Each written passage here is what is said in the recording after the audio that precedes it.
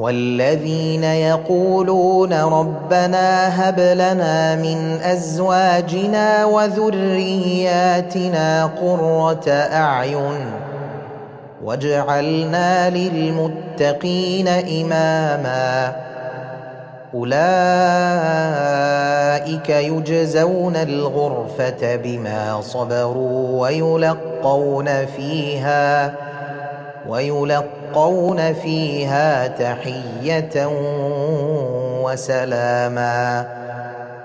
خالدين فيها حسنت مستقرا ومقاما قل ما يعبأ بكم ربي لولا دعاؤكم فقد كذبتم فسوف يكون لزاما.